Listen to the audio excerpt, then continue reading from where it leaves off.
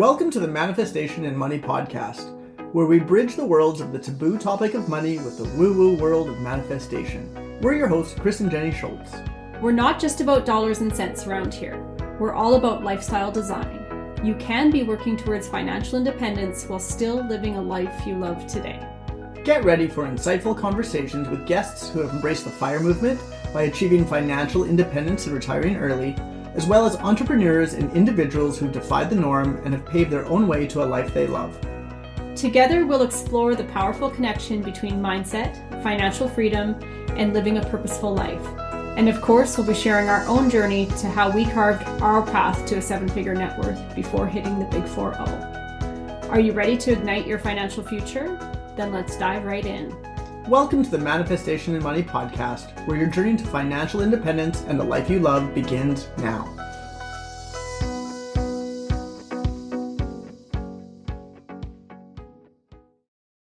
Do you have money issues or simply just want to get better with money? Then listen up today. My guest, Sarah Penfold, is a financial wellness coach. She is passionate about helping people heal their relationship with money so they can confidently create and manage wealth with integrity. It is her mission to help good people get good with money. Welcome to the Manifestation and Money podcast, Sarah. Thanks. It's great to be here. I am so excited to have you on the show today. So can you please share with the listeners a little bit about who you are and what your story is? Absolutely.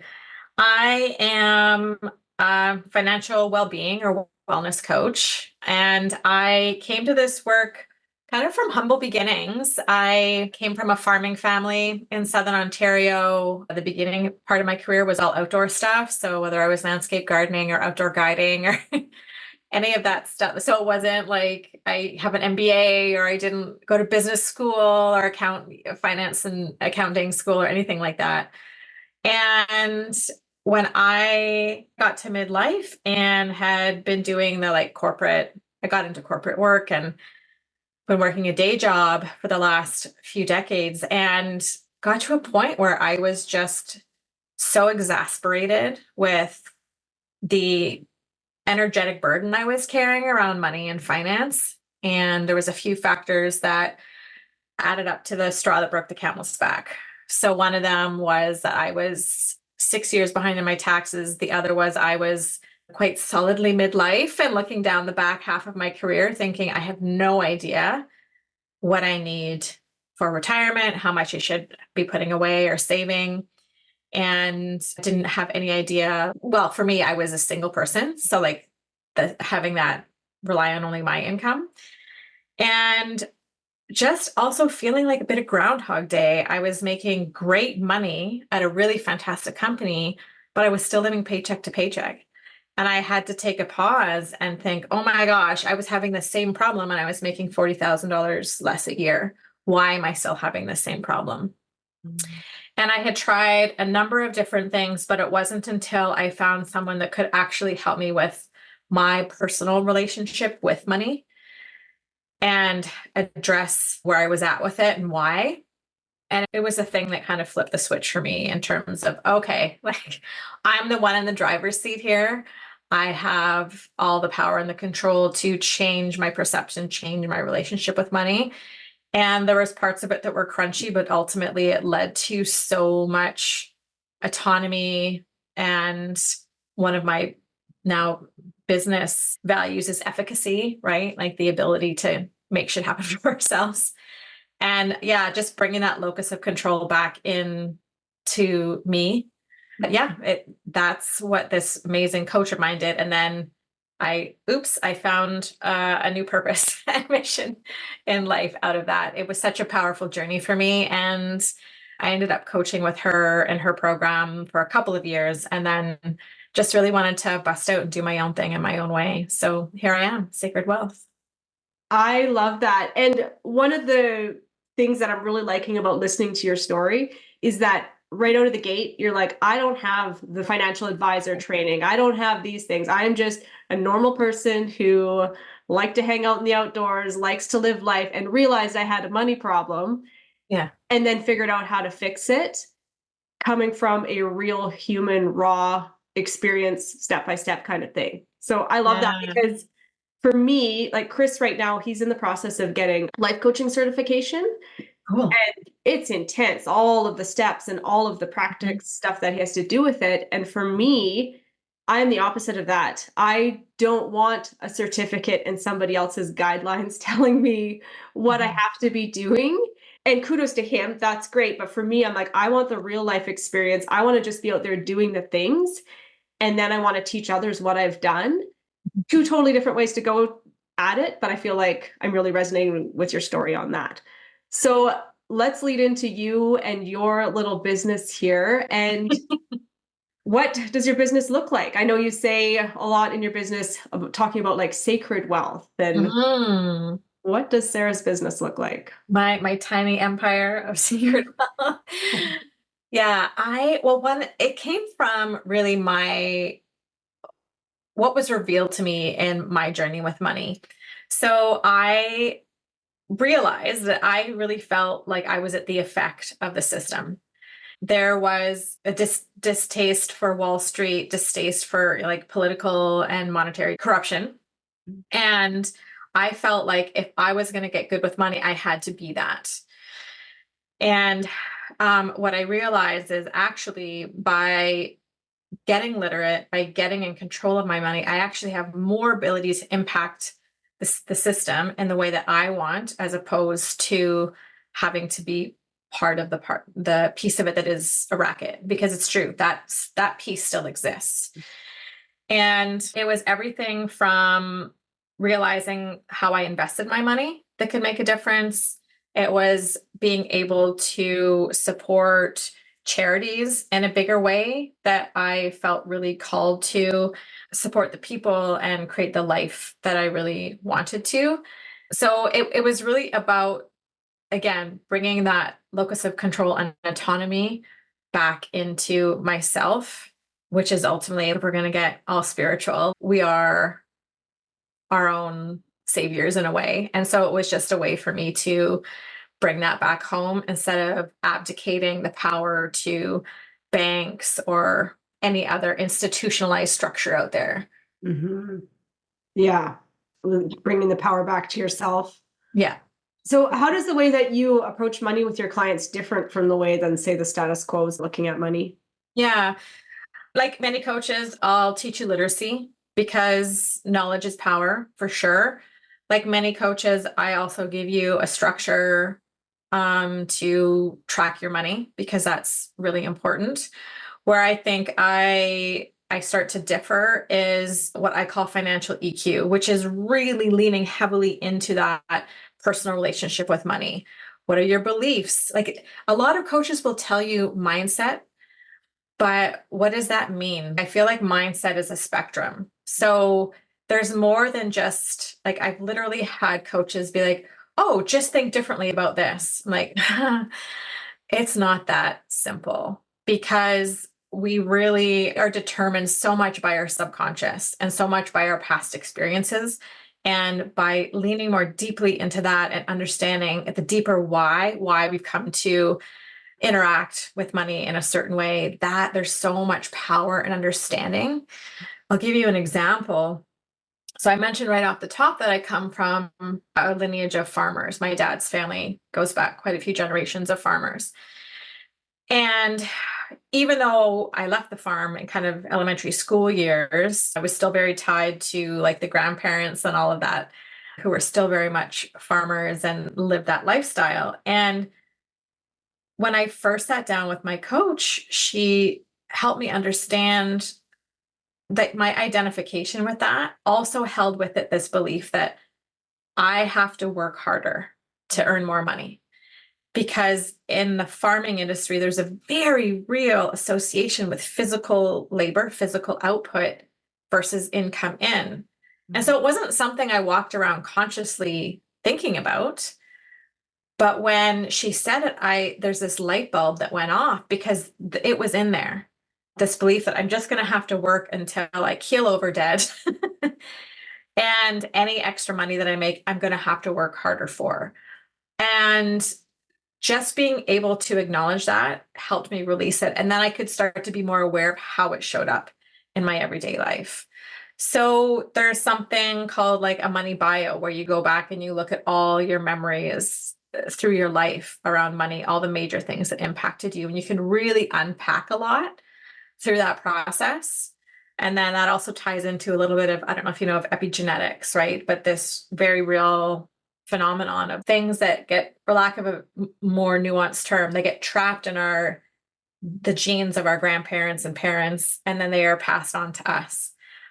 And so that's a whole nother deep dive. So you're almost saying Yeah. like our DNA is programmed to have certain beliefs, but it's almost kind of to our actual core genetically how we Totally. respond to something. Yeah, there's some really fascinating books out there with unbelievable examples of how this shows up. Like generational trauma is another term that's used to describe epigenetics. And I think the farming one is a perfect example of that for me, because I left the farm quite early, but there was all this generation of beliefs behind that has been embedded in like a little 6-year-old person. No, it was like it came in with me.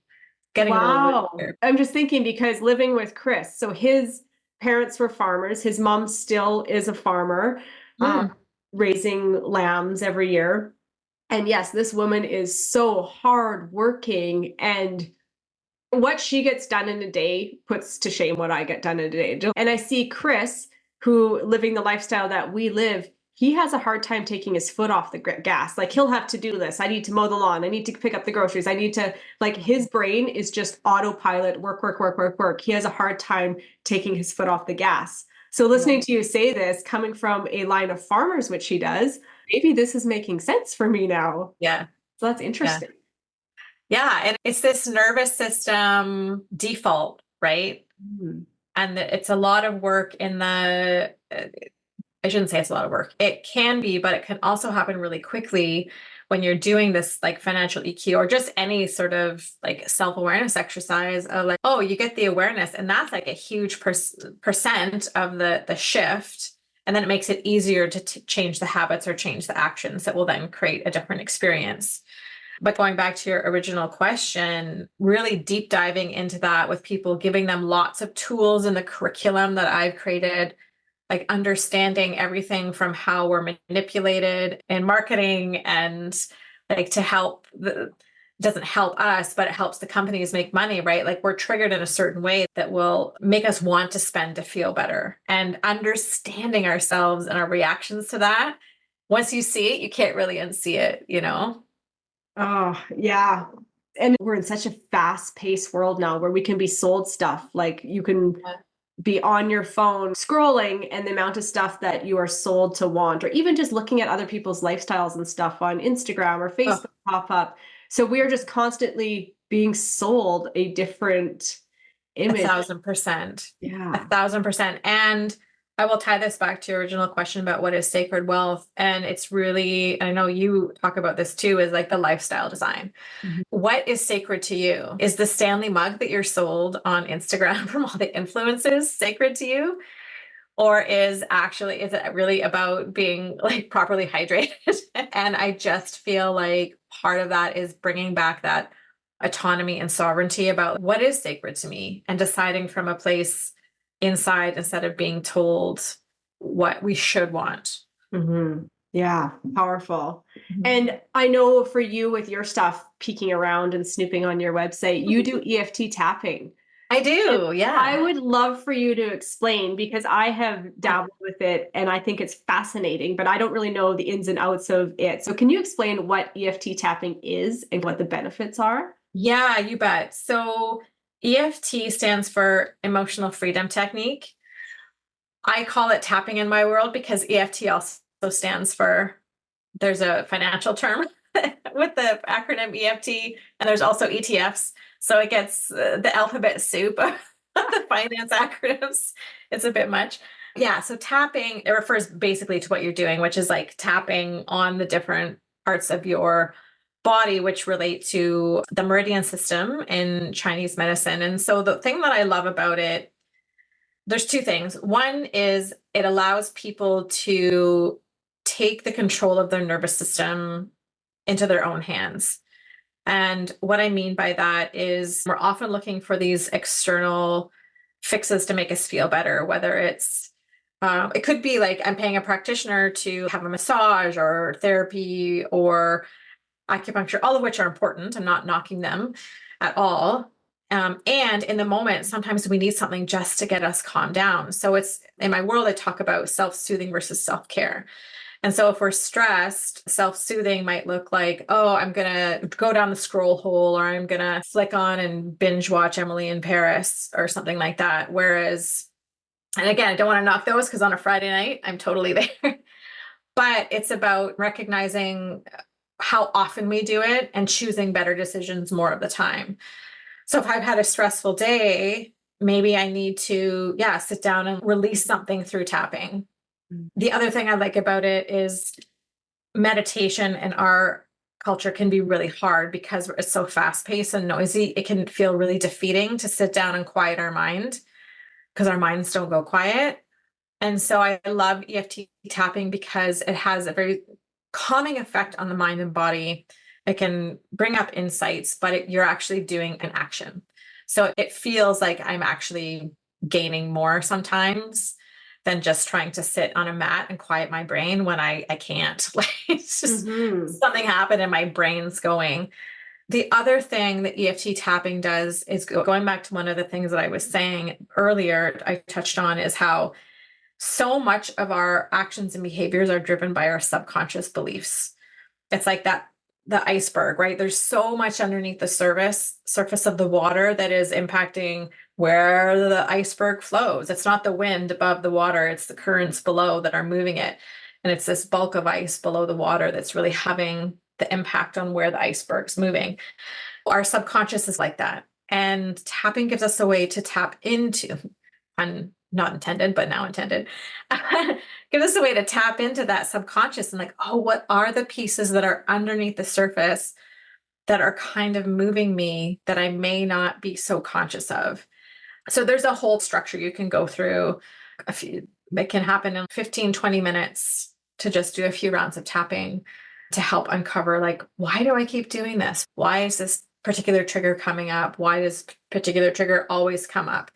When you start to notice these things, you can take it through the tapping process and just turn the dial down on the emotion response that you have to it. That's neat. I haven't done tapping towards calming down like money beliefs or financial. So I find that fascinating. I usually do it around just, well, oftentimes health. I like the kids bringing home all these different germs and I seem to pick them up so easy. And even just doing tappings to get me through when I'm feeling off is powerful. So I can totally see how it would resonate with money stuff and financial stuff. And I'm kind of fascinated by that realm of it. Yeah, it's an incredibly powerful tool. And I love that you said that because it's not just for money. It has a really physiological impact as well. And so you can use it for so many things, right? Yeah. So what is the biggest piece of advice you have for someone who is trying to create a lifestyle they love? Two things. One is you have to look at your numbers. And it's so hard. People resist it. In my world, there's the B word. I don't actually like to use that word because it's got, again, so much emotional. There's this emotional tidal wave that comes up when you say budget. It's like, oh, restriction. I can't do anything. I have to track everything that I spend. Like there's all these things that come up for people when I say you have to have a budget. I'm like, no. You have to have a spending plan. You have to have a plan for where your money is going. Because, I'm going to speak to people who are who have an employer, who have a regular paycheck, but this also applies to anyone else, is the money that comes into your world isn't just for the next 2 weeks or the next month of your life, it's for your whole life. And when that clicked for me, I realized, oh, I have to start divvying out money to all the different parts of me, the parts of me that need the money in the next 2 weeks, the parts of me in 6 months that are going to need to replace my phone because I drove over it, whatever. And then the parts of me in 10, 20 years that want to retire. And that can be really confronting. And that I think is why people resist it, because they have to get confronted with all of the things that they didn't do right. And so as a coach, I would just say, that's why I'm here, is to hold your hand through that and to be like compassionate and empathetic, because I literally have recently come to this. So I'm not too far from having done this myself, and I totally get it. And of course, the EFT tapping is a tool. Mm-hmm. And then the second part I would say is what I was alluding to before, is what do you really want? Turn off the noise, turn off the Instagram influencers, turn off the Kardashians. What do you really want? And what's the ROI on the behaviors that you're currently doing that's going to drive you to that? I literally had a conversation with someone, bless her. She was lamenting about not making a living wage. I get it. There's a lot going on right now. Cost of living, inflation. I live in Vancouver, one of the most insanely expensive housing markets.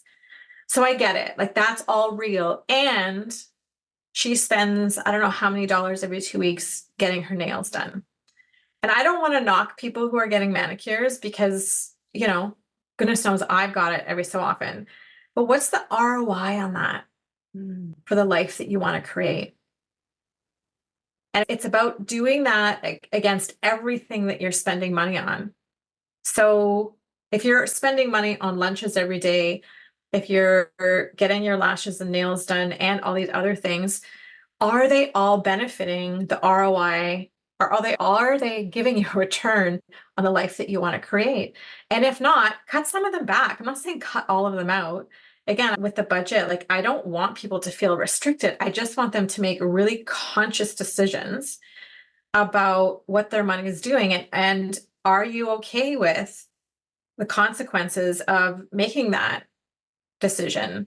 Like, and by consequences, I mean good and maybe not so good in the long term, right? But it's about making those decisions consciously instead of just being driven to them by wanting to self-soothe or have the appearance of looking put together or wealthy.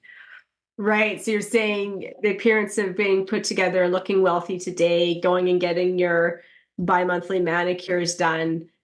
Sure, you could feel good today, but if you're spending every penny that you have and not setting yourself up for your financial future, what's the point? Like, you're going to be continually grinding it out. Whereas if you, say, buy yourself a couple bottles of nail polish, sit down at home every Friday night and paint your nails a new color, you're spending a fraction of what you were doing. You still get your pretty fingers, yet you have so many more dollars to put towards something that could be growing for your future. Totally. And I literally do that. That's the decision that I have made. If I want to paint my nails, I'll put on a fun show or put on a podcast, light a candle, and make it part of my self-care. That's not to say that I haven't got manicures, and I still might, but I've made the decision on how and when I can do that. And just because feminism, I don't want to, I need to throw the guys in the fire here a bit too, because there's part of the narrative is that women have frivolous spending, but like dudes and the video games and the sports paraphernalia and the hockey tickets, and like, I just need to quantify that it's not just women who are frivolous spenders. I need to do a solid for the women here. That's fair. That's fair. Yeah. And Chris always teases me. He said he's definitely more of the shopper, frivolous spender in a sense. I hold back, but then when I choose to spend my money, I spend my money. I'm like, oh, hey, look at this. Let's go buy this investment property. He's like, whoa, okay, big ticket girl here, but we've all got our things. Yeah, exactly. We all have our things. Yeah, regardless of your gender.